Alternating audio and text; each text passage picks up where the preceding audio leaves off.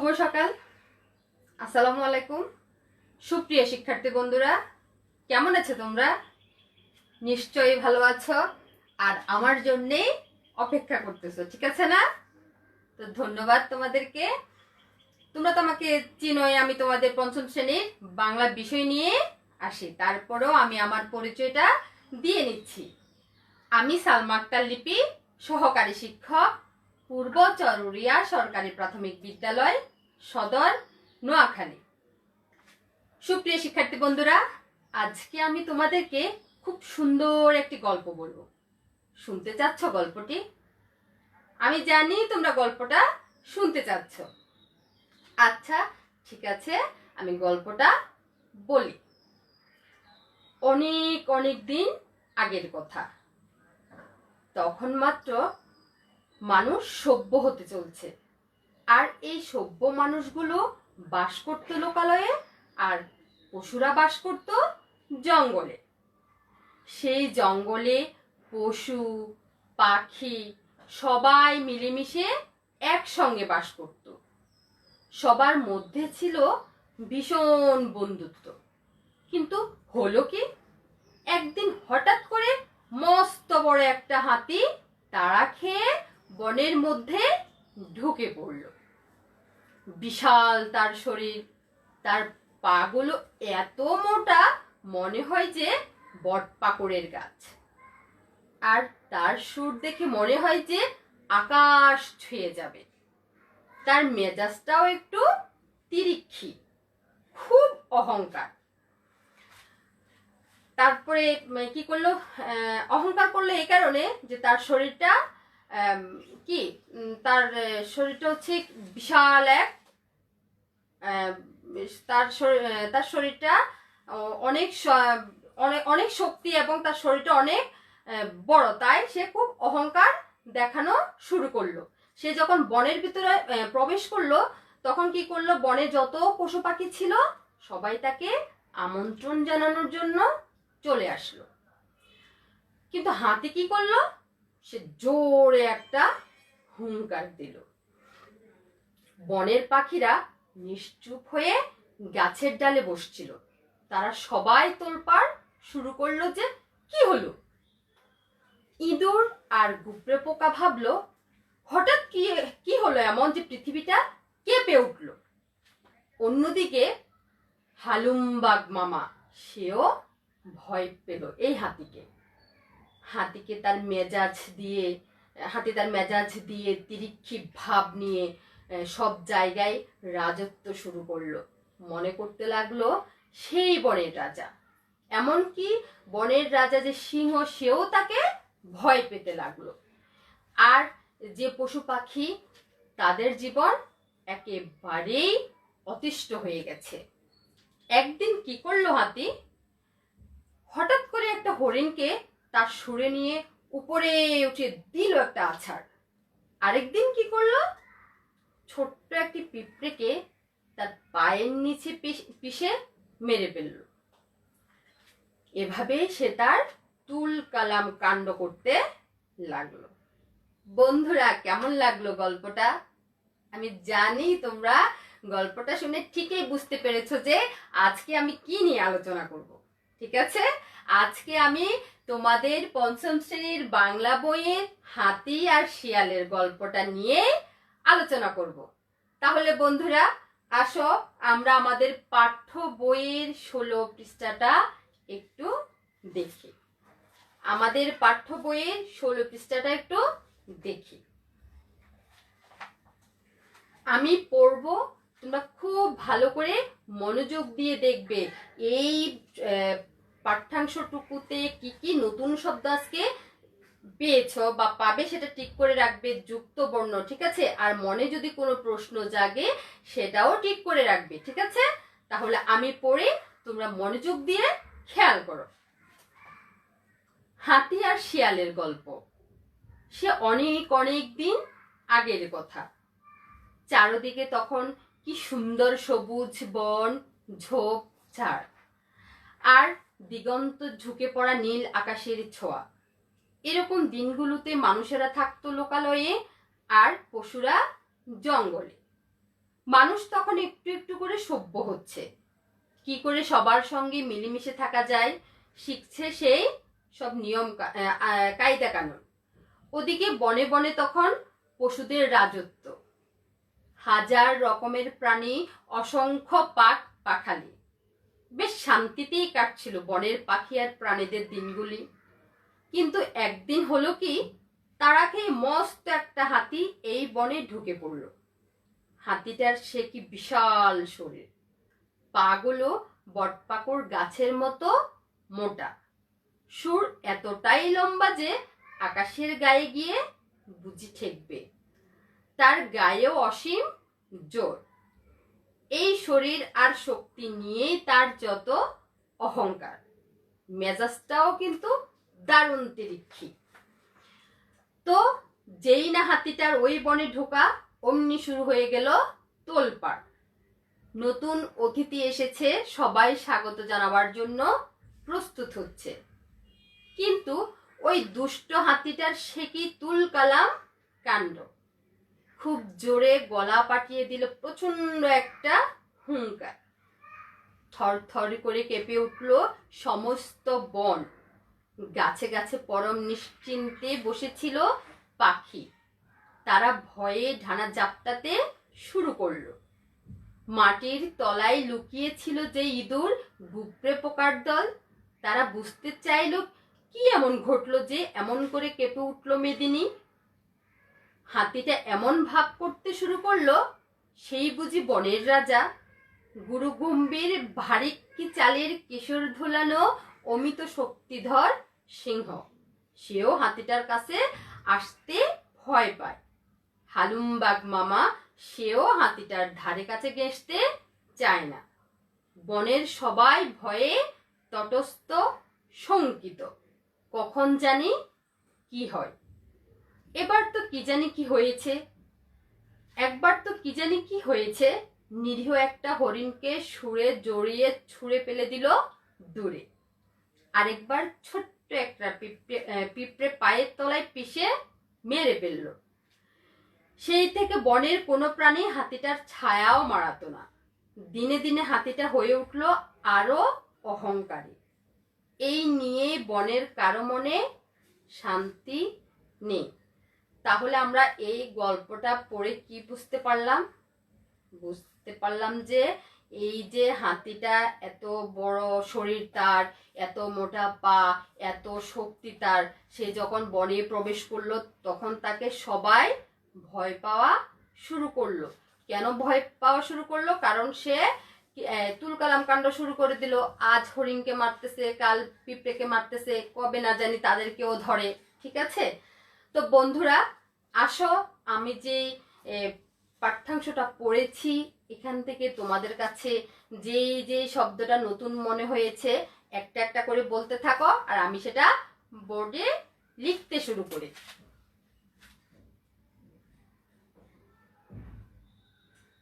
নতুন শব্দ, সাথে জানবো আমরা শব্দের অর্থ।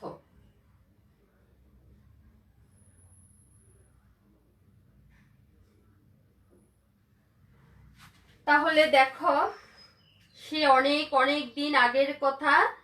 চারদিকে কি সুন্দর সবুজ বন, ঝোপঝাড় আর দিগন্তে ঝুঁকে পড়া নীল আকাশের ছোঁয়া। তাহলে দিগন্ত, দিগন্ত এটা একটা নতুন শব্দ। দিগন্ত।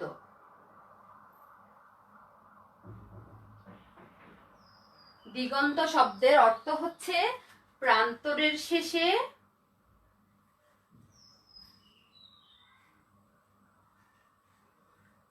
প্রান্তরের শেষে আকাশ যেখানে,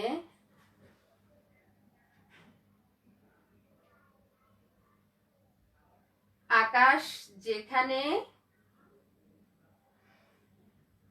গিয়ে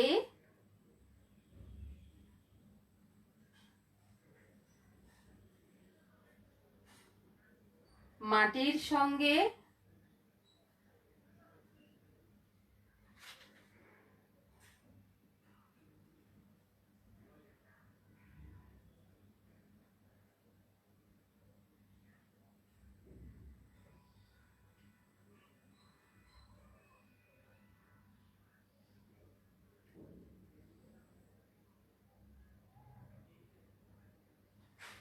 দিগন্ত শব্দের অর্থটা হচ্ছে কি প্রান্তরের শেষে আকাশ যেখানে গিয়ে মাটির সঙ্গে মিশে গেছে বলে মনে হয়। এরপরে দেখো আরেকটা নতুন শব্দ বলো দেখি। হ্যাঁ বন্ধুরা, আরেকটা হচ্ছে অহংকার। অহংকার, অহংকার। তাহলে অহংকার শব্দের অর্থটা হচ্ছে গর্ব, খুব গর্ব করে বলা। ঠিক আছে, অহংকার শব্দের অর্থ হচ্ছে গর্ব। এরপরে হচ্ছে কি দেখো, এরপর হচ্ছে মেজাজটাও দারুণ তিরিক্ষি। তাহলে তিরিক্ষি এটাও একটা নতুন শব্দ, তিরিক্ষি। তিরিক্ষি, তিরিক্ষি শব্দের অর্থ হচ্ছে যে খারাপ মেজাজ। খারাপ মেজাজ যেটা সেটাকে তিরিক্ষি তিরিক্ষি মেজাজ বলে আর কি। খারাপ মেজাজ,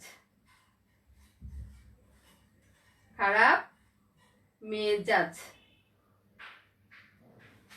এরপরে দেখো এখানে কিন্তু ওই দুষ্টু হাতিটা যে সে কি তুলকালাম কাণ্ড, খুব জোরে গলা পাঠিয়ে দিল, প্রচন্ড একটা হুঙ্কার। হুঙ্কার এটাও একটা নতুন শব্দ, হুঙ্কার।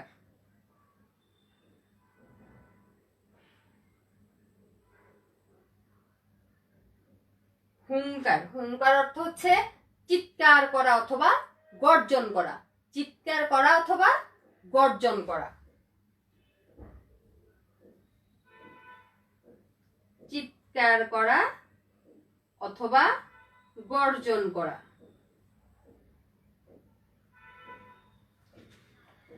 আমরা যেটা পড়েছি যে তারা বুঝতে চাইলো কি এমন ঘটলো যে এমন করে কেঁপে উঠলো মেদিনী।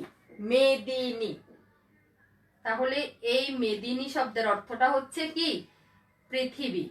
মেদিনী শব্দের অর্থটা হচ্ছে পৃথিবী অথবা ভূপৃষ্ঠ।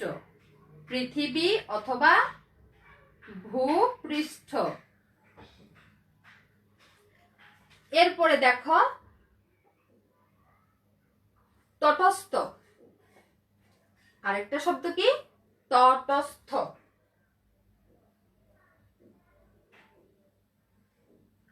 তটস্থ শব্দের অর্থ হচ্ছে ব্যতিব্যস্ত।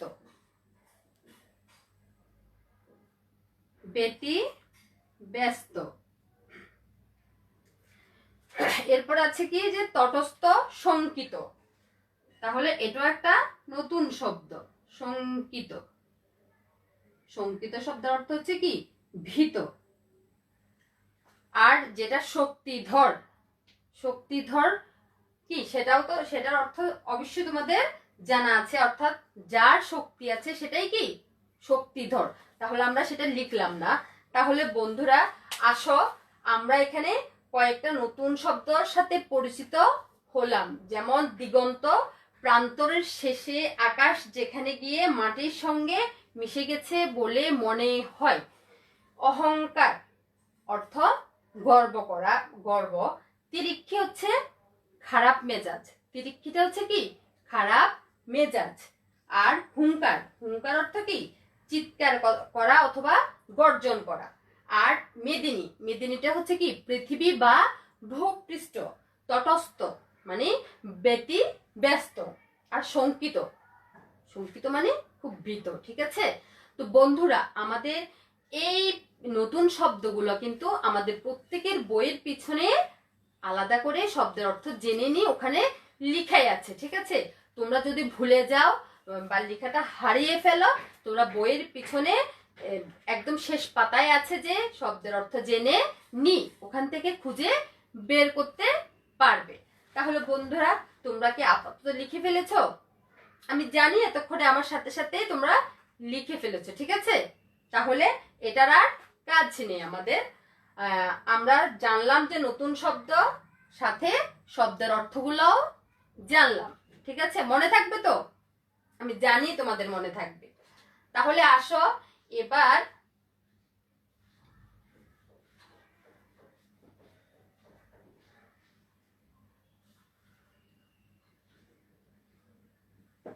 যুক্ত বর্ণ।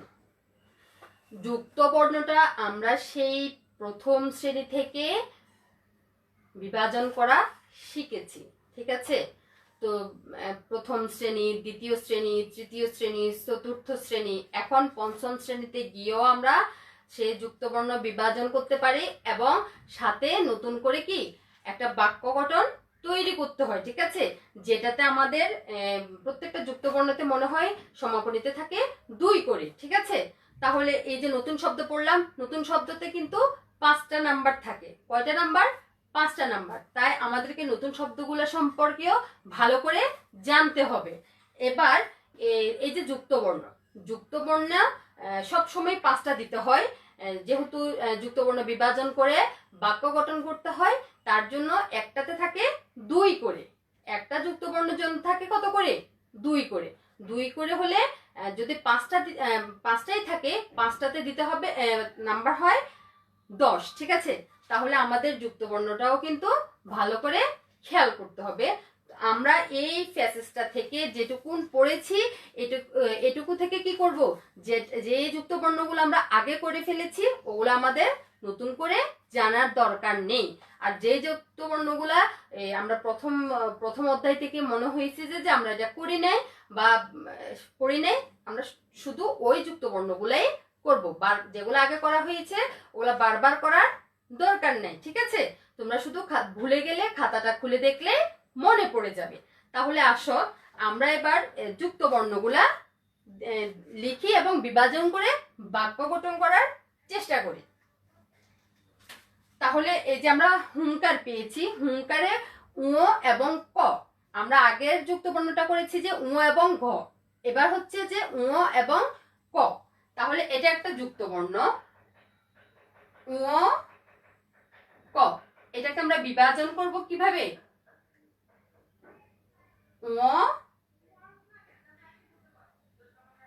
ক। তাহলে এটা দিয়ে যে বইতে যে শব্দটা আছে সেটা দিয়ে আমরা বাক্য গঠনটা করে ফেলি আগের শব্দটা। তাহলে হুঙ্কার,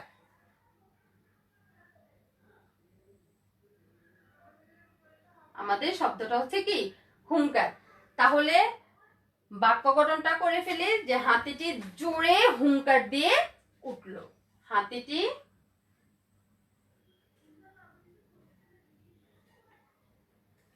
জোরে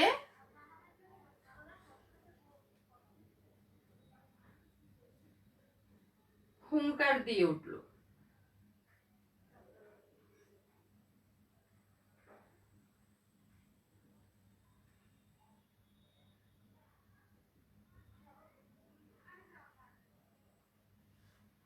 ঠিক আছে? তাহলে উ কয়ে হচ্ছে কি শব্দটা হচ্ছে হুঙ্কার, আর বাক্য গঠনটা হচ্ছে কি হাতিটি জোরে হুঙ্কার দিয়ে উঠলো। এরপরে আসো বাকি যে দন্ত নয়ে তো, এটাও আমরা গত ক্লাসে করেছি, এটা আমাদের দরকার নেই। তারপরে আছে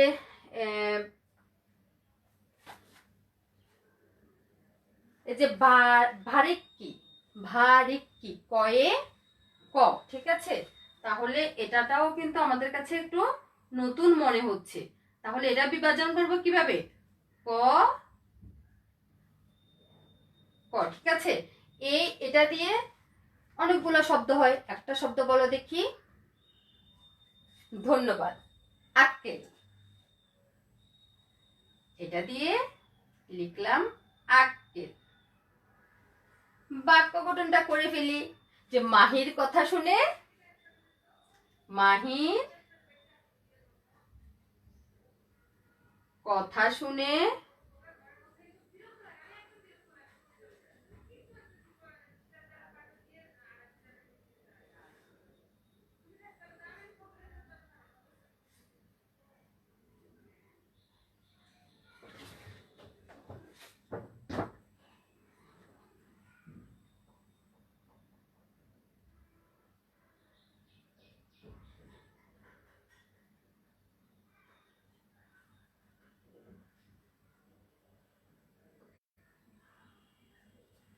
মাহির কথা শুনে আক্কেল বুড়ো হয়ে গেলাম।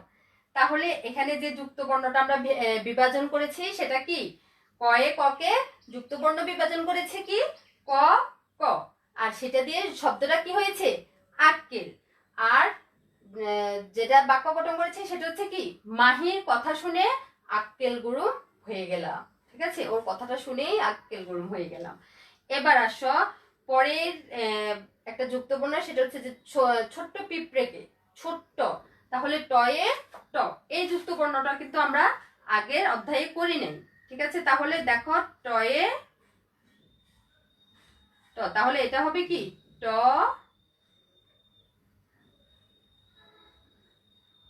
ট, এটা দিয়ে যুক্ত বর্ণটা ছোট্ট সেটাই লিখি, শব্দটা ছোট্ট। হাতিটি ছোট্ট পিঁপড়েকে কি করলো? হাতিটি ছোট্ট পিঁপড়েকে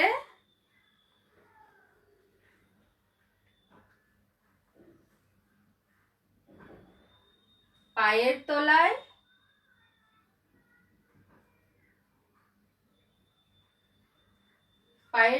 কি করছে?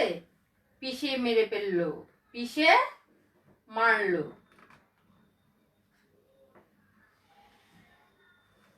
টয়ে ট দিয়ে কি হবে?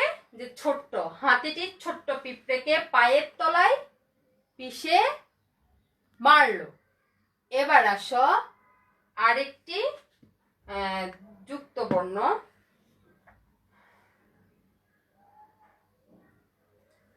সেটা হচ্ছে যেমন আমরা বাকিগুলো করেছি, দন্ত নয়ে ত, তারপরে যায়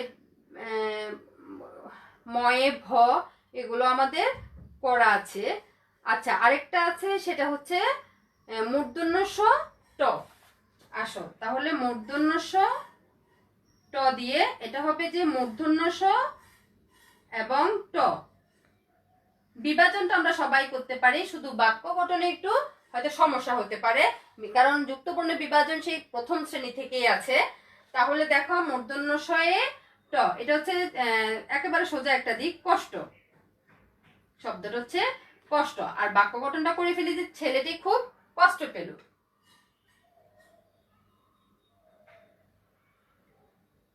ছেলেটি খুব কষ্ট পেল।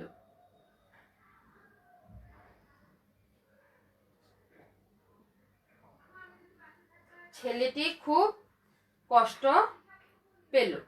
তাহলে বন্ধুরা, আমরা যদি এইভাবে যুক্ত বর্ণগুলা আমাদের সমাপনীতে আসে, আমরা যদি শুধু বাক্য গঠন করলেই হবে না, সেটা যাতে অর্থবোধক হয় সেই দিকে খেয়াল রাখতে হবে।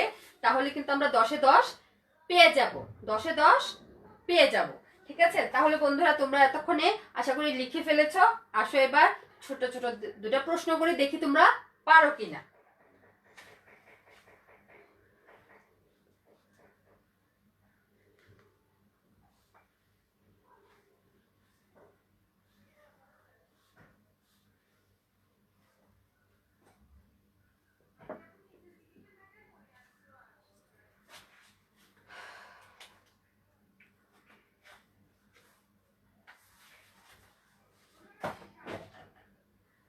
তোমরা খাতায় লিখলে লিখে নাও, না হলে মুখে মুখে উত্তর দিলেও সেটা পারবে। তাহলে প্রশ্নটা হচ্ছে যে অমিত শক্তিধর, অমিত শক্তিধর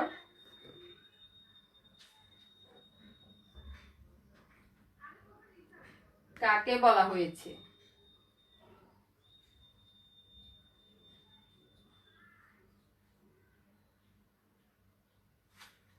অমিত শক্তিধর কাকে বলা হয়েছে? এটার উত্তরটা হবে কি গুরু গম্ভীর, গুরু গম্ভীর ভারী কি?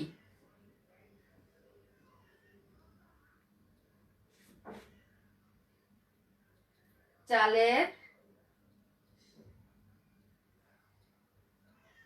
কেশর ধোলানো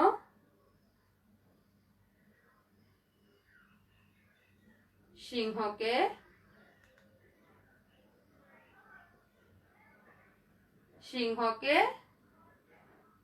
অমিত শক্তিধর বলা হয়েছে?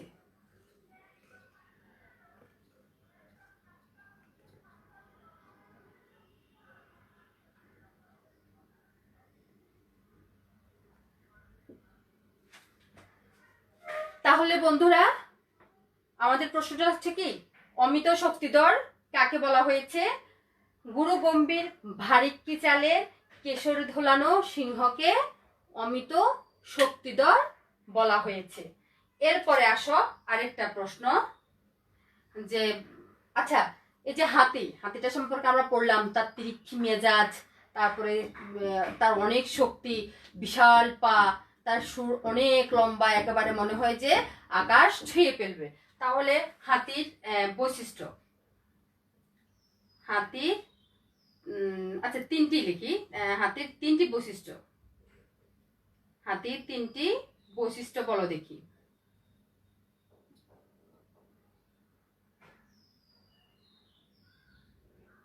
আচ্ছা হাতির তিনটি বৈশিষ্ট্য বলো, তাহলে তোমরা বলো আমি লিখি। তাহলে কি হবে হাতির বৈশিষ্ট্য? ধন্যবাদ। হাতি কি, হাতিটির শরীর, হাতিটির শরীর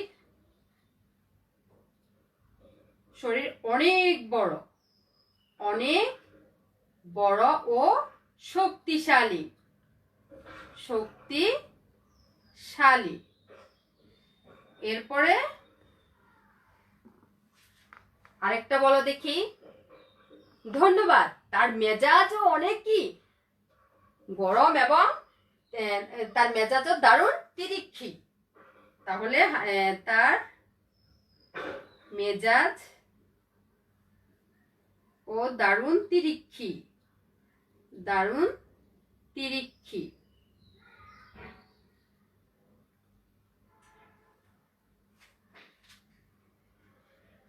সর্বশেষ 3 নাম্বারটা বলো, যেহেতু 3টি বাক্যের কথা বলেছি, সর্বশেষ বাক্যটা বলো দেখি কি হতে পারে।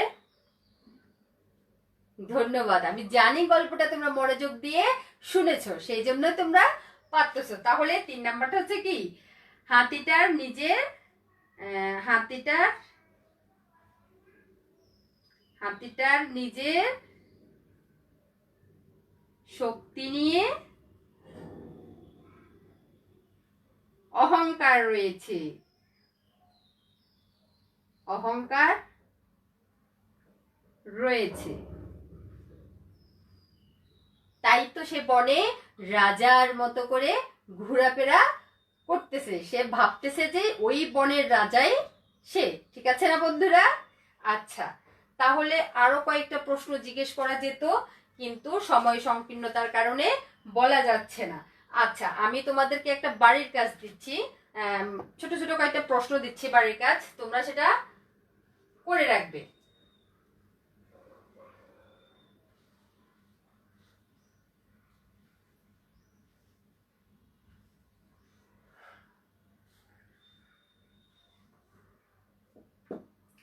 আচ্ছা একটা প্রশ্ন দিচ্ছি,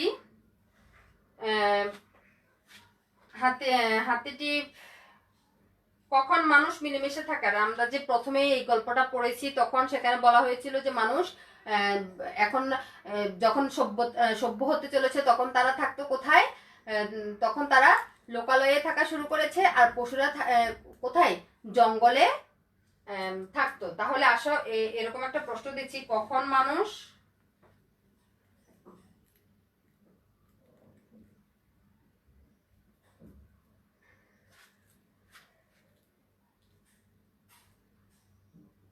মিলেমিশে থাকে,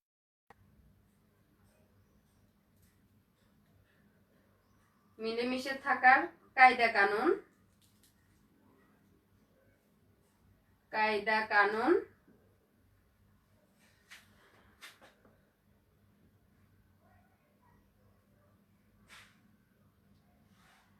কখন মানুষ মিলেমিশে থাকার কায়দা কানুন শিখছে। ঠিক আছে, তো আরেকটা প্রশ্ন দিচ্ছি যে হাতিটির অহংকার কেন, হাতিটির অহংকার কেন? অহংকার কেন? তাহলে বন্ধুরা তোমাদেরকে দুটা বাড়ির কাজ দিলাম। কি কি? কখন মানুষ মিলেমিশে থাকার কায়দা কানুন শিখেছে, আর হাতিটার অহংকার কেন। ঠিক আছে, তাহলে আমরা এই যে হাতি এবং শিয়ালের গল্পটা পড়ে অনেক কিছুই জানলাম, তারপর অনেক কিছুই দেখলাম এবং পড়লাম, লিখলাম। তোমরা কিন্তু খাতায় নোট করে রাখবে, ঠিক আছে? তা না হলে ভুলে যাবে।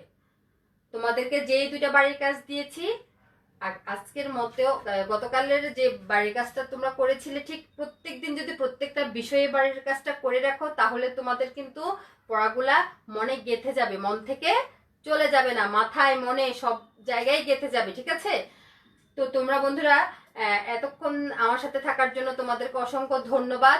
আগামী ক্লাসে তোমাদের সাথে আমার আবার দেখা হবে। সে পর্যন্ত তোমরা সবাই ভালো থেকো, সুস্থ থেকো এবং পরিবারের সাথেই থেকো। ঠিক আছে? আল্লাহ হাফেজ।